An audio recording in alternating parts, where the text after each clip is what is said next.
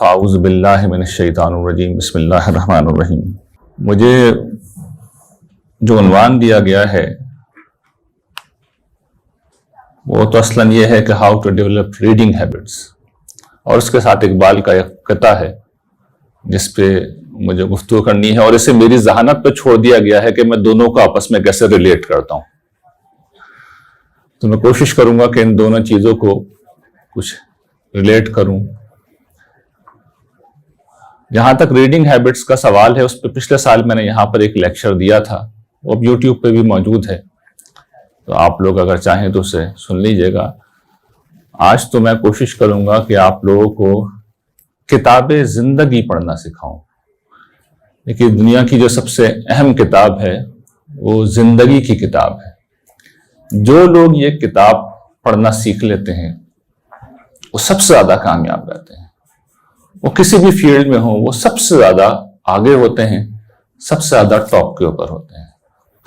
اور جو لوگ یہ کتاب پڑھنا نہیں سیکھ پاتے وہ ہمیشہ پیچھے رہتے ہیں، وہ ہمیشہ نیگیٹو رہتے ہیں، وہ ہمیشہ مایوس رہتے ہیں، وہ دنیا کو کچھ نہیں دیتے، وہ اپنے آپ کو کچھ نہیں دیتے، ناکام نامراد روتے ہوئے اس دنیا سے رخصت ہوتے ہیں، اور پھر اگلی دنیا میں کیا ہوگا یہ تو اللہ بہتر جانتا ہے، ہر شخص کا انفرادی معاملہ ہے، لیکن یہ کہ اس دنیا میں بتا سکتا ہوں کہ وہ ناکام رہتے ہیں۔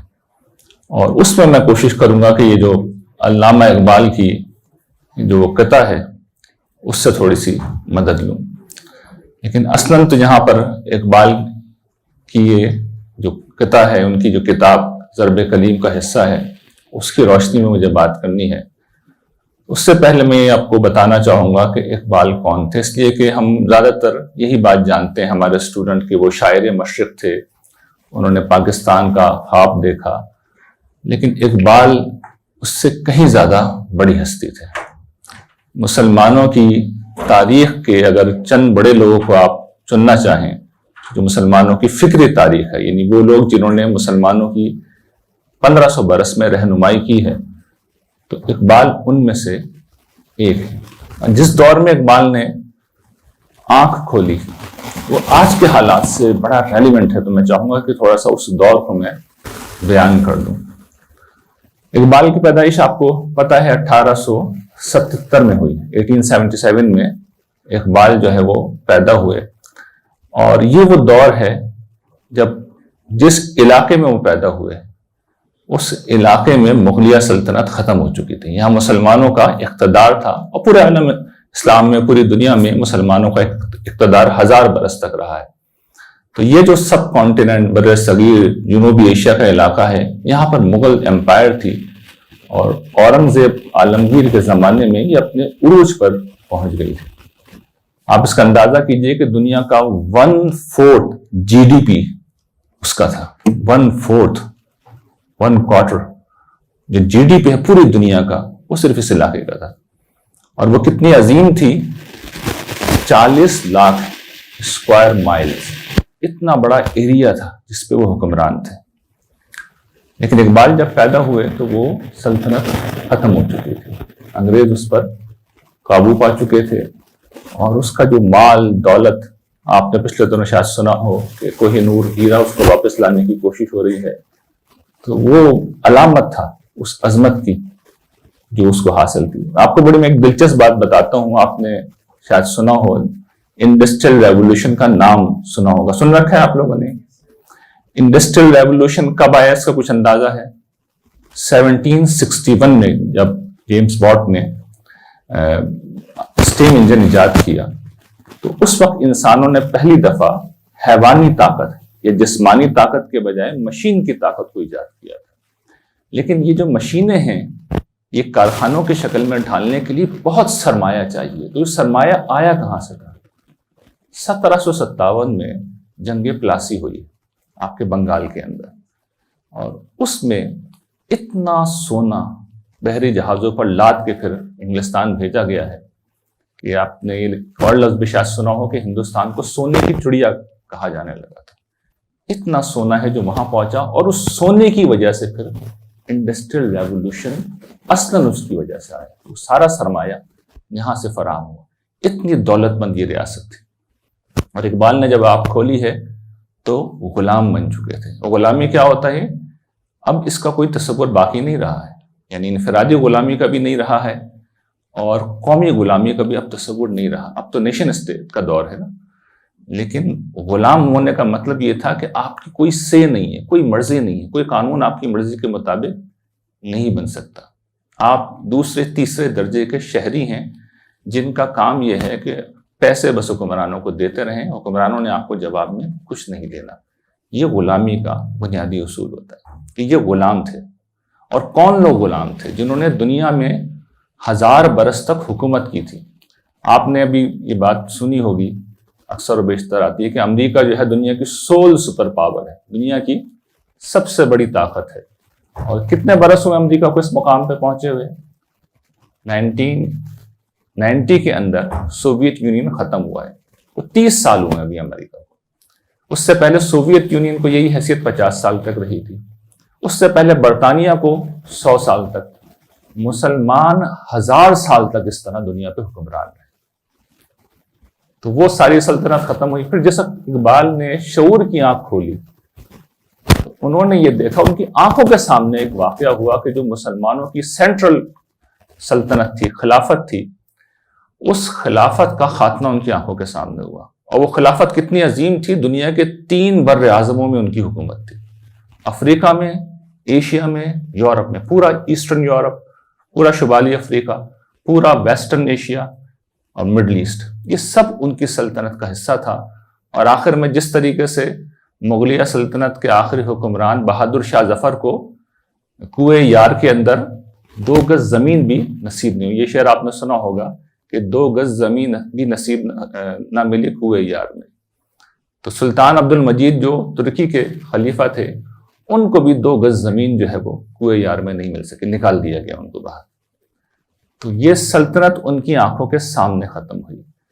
تو آپ تصور نہیں کر سکتے, آپ کے خواب میں بھی نہیں آ سکتی یہ بات کہ جو لوگ 1000 برس تک دنیا کے حکمران رہے ہوں, we are the super power, اور ایک روز ان کی آنکھ کھلے اور انہیں پتہ چلے کہ وہ دنیا میں غلام ہو گئے. اور اس طرح غلام ہوئے ہیں کہ جو لوگ آدھی دنیا کے حکمران تھے 1920 میں, ان کے پاس دنیا کا صرف 3% حصہ بچا تھا. یہ 1920 میں مسلمانوں کی صورتحال تھی. تو ایسے میں علامہ اقبال نے, ایک شخص نے, وہ اٹھا اور اس نے پوری قوم کو ہلا کے رکھ دیا. اتنی غیر معمولی ان کی آواز تھی کہ ان کے اشعار میں ایسا درد تھا کہ پوری قوم کو انہوں نے جھنجھوڑ کے رکھ دیا. اور اس کا نتیجہ یہ نکلا کہ چند اشروں کے اندر مسلمانوں نے, سب کانٹیننٹ کے مسلمانوں نے پورے عالم اسلام کی سب سے بڑی ریاست کو بنا لیا. اور دنیا کی 5ویں بڑی طاقت, پاکستان جب بنا ہے تو پاکستان اتنا بڑا تھا, دنیا کی 5ویں بڑی ریاست تھی اور عالم اسلام کی سب سے بڑی ریاست تھی. بعد میں اس کے ساتھ ہم نے کیا کیا, یہ دوسری بات ہے. لیکن مسلمان اس حال میں کیسے پہنچے, یہ بھی تو ایک سوال ہے نا کہ ہوا کیا تھا. ہوا یہ تھا کہ مسلمان جو ایک زمانے میں سائنس میں سب سے آگے تھے, علم میں سب سے آگے تھے, اخلاق میں سب سے آگے تھے, سب سے پیچھے رہ گئے. میں آپ سے ایک سوال کرنا چاہتا ہوں. آپ اس وقت اس ہال میں موجود ہیں, یہاں پہ آپ دیکھیے کتنی جدید اشیاء موجود ہیں. یہاں پہ مائک ہے, یہاں پر کولنگ سسٹم ہے, ایئر کنڈیشننگ ہے, یہاں پر لائٹیں ہیں. آپ اپنے گھروں میں ذرا جائزہ لیجئے, گاڑیاں ہیں, ٹیلی ویژن ہیں, اس طرح کی آپ دیکھیں گے سینکڑوں ایجادات ہیں آپ کے ارد گرد ہیں. موبائل آپ میں سے ہر شخص کی جیب میں ہوتا ہے.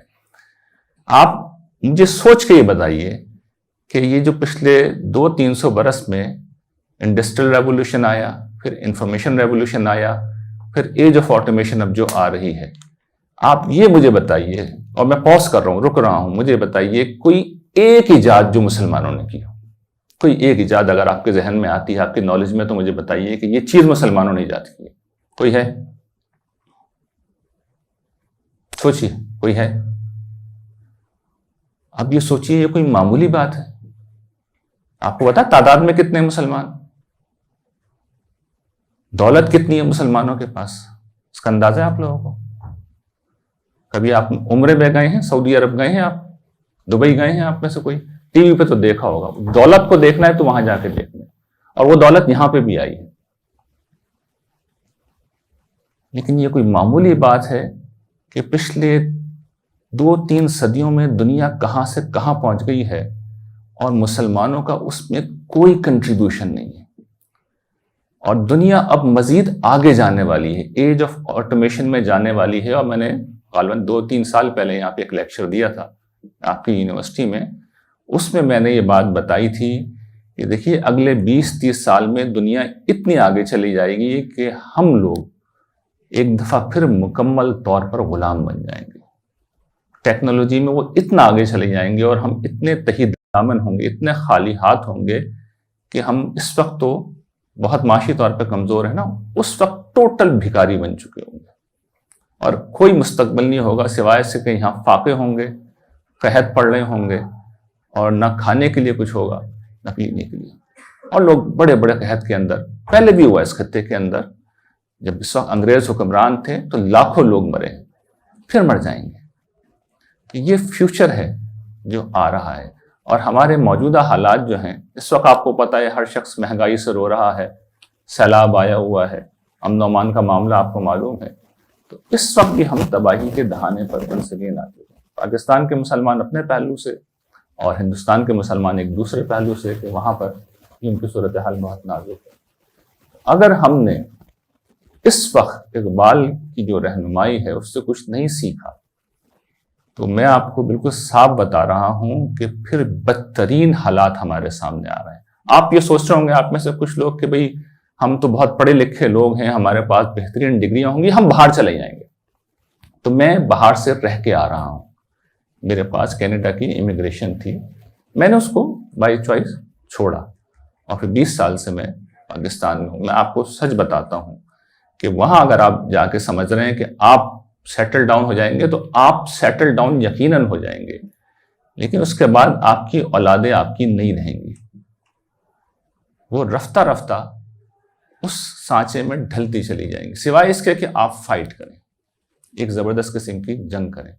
اور اس وقت تو ویسٹ میں یہ ہو رہا ہے کہ آپ کے اگر وہاں جا کے بچے ہوں گے تو اسکول میں ان کی جینڈر بھی طے نہیں کی جائے گی، بلکہ ان کو یہ رائٹ دیا جائے گا کہ ایک لڑکا ہے تو وہ کہے کہ جی میں کوئی لڑکی ہوں، تو سوسائٹی اس کو مانے گی۔ آپ کا بیٹا آپ کو آ کے کہے گا کہ مما بابا میں تو ایک لڑکی ہوں، اور آپ روک نہیں سکیں گے اسے۔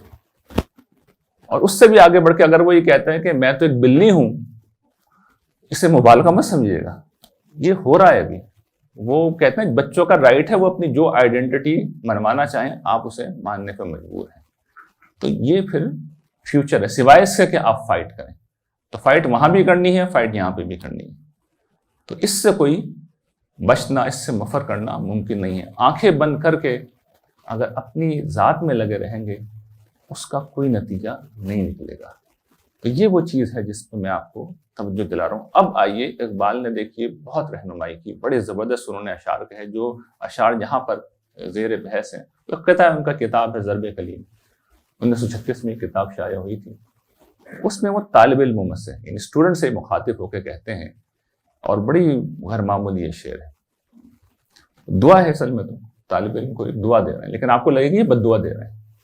وہ کہتے ہیں کہ خدا تجھے کسی طوفان سے آشنا کر دے کہ تیرے بحر کی موجوں میں اضطراب نہیں، تجھے کتاب سے ممکن نہیں فراق کے تو کتاب خواں ہے مگر صاحب کتاب نہیں۔ اقبال کے اشعار میں چونکہ فارسی بہت ہوتی تھی تو اس کو کچھ سمجھانا پڑے گا، تو میں کوشش کروں گا اب ان اشعار کو تھوڑا سا آپ کو سمجھاؤں، اس لیے کہ عام طور پہ بچے نہیں سمجھتے اقبال کے اشعار بھی۔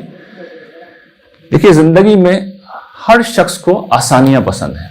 آپ میں سے کون ہوگا جو چاہے گا کہ اس اے سی کی کولنگ کو چھوڑ کے باہر جا کے دھوپ میں کھڑا ہو جائے اور مزدوری کرنا شروع کر دے؟ کوئی بھی نہیں چاہے گا، میرے خیال میں کوئی کسی کی بھی چوائس نہیں ہو سکتی، اس لیے کہ بہت تکلیف دہ کام ہے، مشقت والا کام ہے، تو مشکل کوئی پسند نہیں کرتا۔ اقبال یہ کہہ رہے ہیں کہ دیکھو یہ جو زندگی کا سمندر ہے نا، سمندر اگر آپ کبھی سی سائڈ کے پہ جاتے ہیں تو وہاں آپ کو موجیں ملتی ہیں، لیکن اگر آپ سمندر کے بیچ میں پہنچیں گے تو آپ دیکھیں گے کہ سمندر ہمیشہ بہت پرسکون ہوتا ہے، بہت ہموار ہوتا ہے۔ لیکن اگر وہاں طوفان آ جائے، وہاں اگر طوفان آ جائے تو پھر پہاڑ جیسی موجیں اٹھتی ہیں اور پھر دل دہل جاتا ہے۔ اللہ نہ کرے کسی کو یہ تجربہ ہوا ہو، لیکن جب یہ ہوتا ہے تو آدمی کے ہوش و حواس ٹھکانے آ جاتے ہیں۔ لیکن اقبال یہ کہہ رہے ہیں کہ اللہ کرے تمہارے ساتھ یہ ہو، اور وجہ بتانا ہے کہ تمہاری زندگی میں کوئی اضطراب نہیں ہے۔ اور یہ کیوں وہ کہہ رہے ہیں؟ دیکھیے کہ جو زندگی میں ہم کامیابیاں حاصل کرنا چاہتے ہیں، آپ لوگ یہاں آ رہے ہیں، آپ لوگ بڑی زبردست ایک ڈگری لے رہے ہیں، آپ ایک اچھا کیریئر آپٹ کرنا چاہ رہے ہیں، آپ چاہ رہے ہیں کہ زندگی میں بہت کامیاب سطح پہ جگہ پہ آپ کھڑے ہوں، تو یہ ساری چیزیں کس لیے ہیں؟ ایک پرسکون زندگی کے لیے۔ لیکن جو پرسکون زندگی ہوتی ہے نا، دو کام کرتی ہے۔ ایک تو یہ ہے کہ آپ کی صلاحیتوں کو مار ڈالتی ہے، اور دوسرا یہ کہ آپ کو سیلفش بنا دیتی ہے۔ آپ صرف اسی پر سوچتے ہیں کہ میری بیوی، میرا شوہر، میرے بچے، میرا گھر، میری گاڑی، میرا کیریئر، میرا بنگلہ، اور اس زندگی کے معیار کو اونچے سے اونچا لے جانا، اس کے سوا آپ کچھ نہیں سوچ رہے ہوتے۔ ابھی آپ چھوٹے ہیں، آپ کو یہ بات سمجھ میں نہیں آئے گی، جیسے جیسے آپ آگے بڑھیں گے آپ کو پتہ چلے گا کہ لوگ اسی طرح سوچتے ہیں، اور آپ بھی ایسے ہی ہو جائیں گے۔ لیکن اس سے زیادہ برا انسان اس دنیا میں کوئی نہیں ہو سکتا، سیلفش انسان سے زیادہ بدترین انسان کوئی نہیں ہو سکتا، اور ایسے لوگ آخر میں ہمیشہ نقصان اٹھاتے ہیں۔ تو اقبال یہ کہتے ہیں کہ اللہ کرے کہ تمہارے اندر اللہ تعالیٰ کوئی طوفان اٹھائے تمہاری زندگی میں، اس لیے کہ جب طوفان اٹھے گا تو تمہارا یہ سکون کا گھروندہ ٹوٹے گا۔ نوجوانوں کو تو عام طور پہ اس کا تجربہ اسی وقت ہوتا ہے جب وہ عشق میں ناکام ہو جاتے ہیں، تو ہو سکتا ہے آپ میں سے بہت سے لوگ اس تجربے سے گزرے ہوں۔ تو آدمی کس طریقے سے اس کا سکون، اس کی راتوں کی نیندیں، اس کا چین، اس کا آرام سب برباد ہو جاتا ہے جب انسان عشق میں ناکام ہوتا ہے۔ تو طوفان ہی ہوتا ہے نا ایک طرح سے زندگی میں، لیکن اور بھی کئی طرح کے طوفان ہیں زندگی میں جو آتے ہیں۔ تو جب طوفان ہو گیا تو یہ کیا کرتا ہے؟ آپ کی بے حسی کو ختم کر دیتا ہے، اور اب آپ کے اندر ایک درد پیدا ہو جاتا ہے، آپ دوسروں کے بارے میں سوچنے لگتے ہیں، آپ حساس ہو جاتے ہیں، اور جب حساس ہو جاتے ہیں تو پھر اب آپ کے اندر ایک جذبہ پیدا ہوتا ہے۔ اب دوسرے مصرے میں، دوسرے شعر میں اقبال یہ بتا رہے ہیں کہ پھر اس جذبے کی ڈائریکشن کے لیے صحیح راستہ کیا ہے؟ تو بتاتے ہیں تمہیں تو صحیح راستہ بھی نہیں مل سکتا، یعنی نہ تمہاری زندگی کے اندر کوئی اضطراب ہے، اور نہ زندگی کے اندر جو صحیح راستہ دکھانے والی چیز ہے کتاب، اس سے تم کسی درجے میں واقف ہو۔ کیونکہ وجہ کیا ہے؟ وہ کہتے ہیں تمہیں کتاب سے فراغ ممکن نہیں، یعنی تم سمجھتے ہو کہ کتابیں پڑھ کے تم فارغ التحصیل ہو جاؤ گے، تم ڈگری ہولڈر ہو جاؤ گے، وہ تو ہو جاؤ گے، لیکن تمہاری زندگی میں کوئی حقیقی تبدیلی نہیں آئے گی، اس لیے کہ تم نے کتاب صرف پڑھی ہے۔ کتاب خواہ ہو تم، صاحب کتاب نہیں۔ صاحب کتاب ہونا کیا ہوتا ہے؟ میں آسان مثال سے آپ کو سمجھا دیتا ہوں۔ آپ لوگ دوسروں سے زیادہ اس کو سمجھ سکتے ہیں۔ آپ لوگ کمپیوٹر سائنس کے طلبہ ہیں، آپ لوگ کون کون سی لینگویجز پڑھتے ہیں؟ کچھ مجھے بتائیں گے؟ انگلش، ٹھیک ہے، ساری لینگویجز آپ نے پڑھی ہیں۔ انگلش ویسے پہلے بھی لوگوں کو آتی ہے یہاں آ کے، تو لیکن انگلش کو بھی لے لیجئے۔ آپ نے پڑھی ہے انگلش، آپ بول نہیں سکتے، آپ سمجھ نہیں سکتے، آپ لکھ نہیں سکتے، کوئی آرٹیکل نہیں لکھ سکتے، آپ کسی مجمع میں انگلش میں تقریر نہیں کر سکتے، کسی جگہ مکالمہ نہیں کر سکتے، کیا فائدہ اس کا؟ آپ نے جاوا پڑھی ہے، آپ سے کہا جاتا ہے کہ ایک ذرا پروگرام بنا دو، آپ بولتے ہیں سر وہ میں نے پڑھی تو ہے لیکن یہ بنا نہیں سکتا، مجھے سمجھ میں نہیں آ رہا کیسے بنے گا۔ یعنی جب تک آپ نے اس کو پوری طرح اپنے ذہن کا حصہ نہ بنایا ہو، اس کی لاجک کے اندر نہ اترے ہوں، آپ بنا نہیں سکتے۔ اسی لیے اسٹوڈنٹس کو پروجیکٹس کرائے جاتے ہیں، پہلے پڑھایا جاتا ہے، کانسیپٹ سمجھائے جاتے ہیں، اس کے بعد ان سے کہا جاتا ہے کہ اب بناؤ، اور عام طور پر ہر ایئر کے آخر میں یا کم سے کم فائنل ایئر میں بہت بڑا پروجیکٹ بنایا جاتا ہے جس میں آپ باقاعدہ ڈیولپمنٹ کرتے ہیں بڑی سطح کے اوپر، اور بڑے بڑے سسٹم کے اسٹوڈنٹ پھر بنا دیتے ہیں، اور یہ نہ بنا سکیں تو آپ جہاں جاب پہ جائیں گے آپ کی ڈگری آپ کے منہ پہ مار دی جائے گی، اس لیے کہ ڈگری کی وجہ سے آپ کو جاب نہیں ملتی۔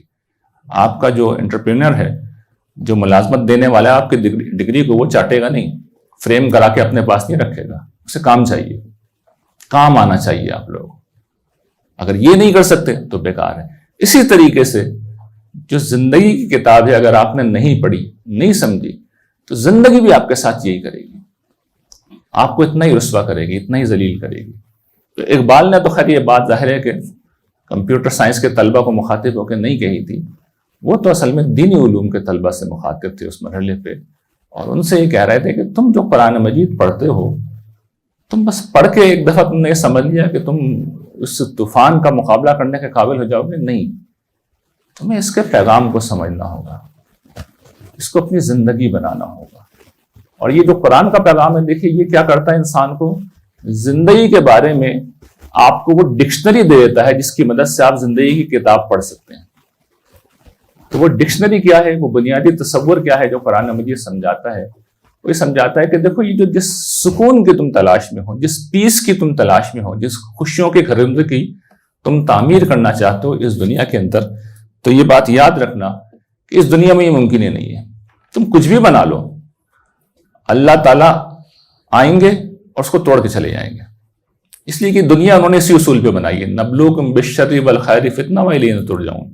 یہاں اچھے برے حالات آتے رہتے ہیں، یہاں اچھے حالات بھی آئیں گے، یہاں برے حالات بھی آئیں گے، اور آپ سمجھتے ہیں کہ آپ بالکل پرفیکٹ بنا چکے ہیں، تو ایک روز سب سے بڑی آفت آئے گی، اور وہ آفت کیا ہوتی ہے؟ موت۔ وہ آئے گی اور پوری اپنی طاقت سے آپ کو بہا کے لے جائے گی۔ ابھی آپ کو پتا ہے اقرا یونیورسٹی کے جو فاؤنڈر ہیں ان کا انتقال، پتہ ہے کس طرح ہوا ان کا انتقال؟ اور ایک دن میں ہو گیا، ایک دن کے اندر، دوسرا دن بھی نہیں ملا انہیں۔ کتنی بڑی ایک شخص، اور کتنی ایج کے اندر ہوا ہے؟ 49 ایئرس کے اندر۔ میں نے ان کی مثال اس لیے دی ہے کہ وہ آپ کی فیلڈ کے حوالے سے ہی معروف ہیں، ایجوکیشنلسٹ ہیں وہ۔ تو اتنی بڑی ایک شخص نے امپائر بنائی، اور 49 سال 50 سال کی ایج آج کل کی میڈیکل سائنس کے ڈیولپمنٹ کے دور میں ایک ینگ ایج ہوتی ہے۔ 50 سال کا آدمی اصل میں پوری طرح جوان ہوتا ہے، اسے بھی بڑا زندگی کو انجوائے کرنا ہوتا ہے، اس کے ہاتھ پاؤں پوری طرح کام کر رہے ہوتے ہیں۔ اس لیے کہ یہ میڈیکل سائنس کی ترقی نے اتنا آپ کو فٹ بنا دیا ہے کہ اگر آپ کھانے پینے کی بے احتیاطیاں نہ کریں تو 50 سال اصل میں آپ کی زندگی کا سب سے بڑا عروج ہوتا ہے۔ لیکن اس ایج میں، اچھا اس میں چونکہ پیسہ آ چکا ہوتا ہے، آپ سیٹل ہو چکے ہوتے ہیں، تو آپ زندگی کو پوری طرح انجوائے بھی کر سکتے ہیں۔ لیکن عین اس وقت موت آئی اور ساتھ لے کے چلی گئی۔ تو اللہ تعالیٰ کم عمر کے لوگوں کو بھی موت دیتے رہتے ہیں، وہ 5 سال کے بچے کو بھی موت دے دیتے ہیں، وہ 20 سال کے 25 سال کے نوجوان کو بھی موت دے دیتے ہیں۔ کیوں دیتے ہیں؟ اس لیے کہ آپ اس احساس میں زندہ رہیں کہ ایسا نہیں ہوگا کہ وہ 80 سال کی عمر میں مروں گا، کسی وقت بھی موت آ سکتی ہے، وہ سب ساتھ لے جائے گی۔ تو پہلی بات قرآن مجید یہ بتاتا ہے کہ دیکھیے یہ جو آپ اس دنیا میں رہ رہے ہیں نا، یہ کسی وقت بھی کہانی ختم ہو جائے گی۔ اللہ تعالیٰ، آپ سمجھ رہے ہیں کہ ابھی تو میرے پاس 3 گھنٹے ہیں، ایگزامنر نے 3 گھنٹے طے کیے ہیں، تو اس سے پہلے میری کاپی کوئی نہیں چھین سکتا۔ بیچ میں کسی وقت بھی ایگزامنر آئے گا، وہ بولے گا کاپی بند کرو، واپس کرو، ٹیسٹ ختم ہو گیا۔ تو اس امتحان کی سب سے خوفناک بات یہ ہے۔ اور دوسری چیز وہ بتاتا ہے کہ دیکھو اس کی خوفناک بات ہے، لیکن اس کی سب سے اچھی بات یہ ہے کہ اگر تم نے اس کو پاس کر لیا اچھے نمبروں سے، تو پھر جو تم چاہ رہے تھے وہ ہزاروں لاکھوں کروڑوں گنا بڑھا کر تمہیں دیا جائے گا، اور وہاں ہمیشہ کی زندگی دی جائے گی۔ وہاں کبھی تم مرو گے نہیں، تم بیمار بھی نہیں ہوگے، تم بوڑھے بھی نہیں ہوگے، تم بور بھی نہیں ہوگے، تم بیزار بھی نہیں ہوگے، جو مانگو گے تمہیں ملے گا، جو چاہو گے تمہیں دیا جائے گا، اور وہ اصل زندگی ہے۔ اول سے آخر قرآن اسی کو بتاتا ہے۔ اور دوسری بات وہ یہ بتاتا ہے، وہ یہ ملے گا کس کو؟ اس کو ملے گا جو ایک اعلیٰ انسان ہوگا۔ اعلیٰ انسان کی 2 علامتیں اللہ تعالیٰ نے بتائی ہیں۔ ایک یہ کہ خدا اس کی زندگی کا سب سے بڑا مسئلہ ہو، یعنی خدا کو یاد کر کے وہ جی رہا ہو، یعنی خدا نظر نہیں آتا نا۔ آپ کچھ بھی کر لیں، جس ہستی نے آسمان و زمین کو بنایا، جس ہستی نے اس پوری کائنات کو بنایا، جو اس وقت بھی آپ کے دل اگر دھڑک رہا ہے تو اس کی دھڑکنوں کو وہ گن رہا ہے، انڈیویجلی اسے کی بات پتہ ہے۔ وہ ہستی، آپ اسے اٹھ کے گالیاں دینا شروع کر دیں، کچھ نہیں کہے گا، خاموش رہے گا۔ اس لیے کہ یہ امتحان کا اصول ہے کہ پرچے کے دوران میں اس نے انٹرفیرنس نہیں کرنی۔ لیکن جس شخص نے خدا کی اس غیب میں رہنے کے باوجود اپنے آپ کو خدا کا فرما بردار بنا لیا، تو وہ خدا کو سب سے زیادہ محبوب ہو جاتا ہے، جو خدا کے سامنے سرنڈر کر جائے۔ اور وہ سرنڈر کرنے کا طریقہ کیا ہے کہ آپ ایک بہترین اخلاق کے انسان بن جائیں۔ آپ کسی کے ساتھ ظلم نہ کریں، زیادتی نہ کریں، کسی کی حق تلفی نہ کریں، برائی اور بدکاری کے کاموں میں نہ جائیں۔ آپ لوگوں کو بھلا کرنے والے ہوں، لوگوں کے ساتھ احسان کرنے والے ہوں، ان کے ساتھ عدل کرنے والے ہوں، ان کو دینے والے ہوں، ان پہ خرچ کرنے والے ہوں، آپ کی ذات سراپا خیر ہو، آپ کی زبان سے کسی کو تکلیف نہ پہنچے، آپ کے اخلاق اچھے ہوں، آپ کا کردار اچھا ہو۔ یہ ہوتا ہے ایک اعلیٰ انسان۔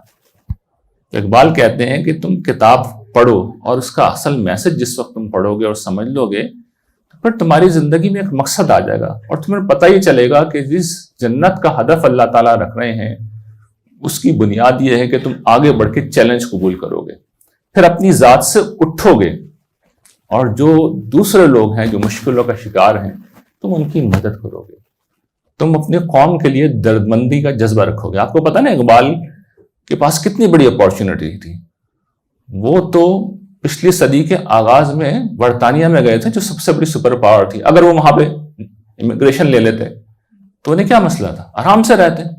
اچھا واپس آ کے ایک زبردست وکیل تھے، وہ وکالت کرتے، بہت پیسے کماتے، تو ان کو کوئی پرابلم تھا کہ جو انہوں نے یہ شاعری شروع کر دی اور تقریریں شروع کر دی ہیں لوگوں کے پاس، حتیٰ کہ انہیں گالیاں بکی گئی ہیں، برا بھلا کہا گیا ہے، کفر کے فتوے لگے ہیں، سب کچھ ہوا ہے، لیکن کیوں آدمی کیوں کرتا ہے؟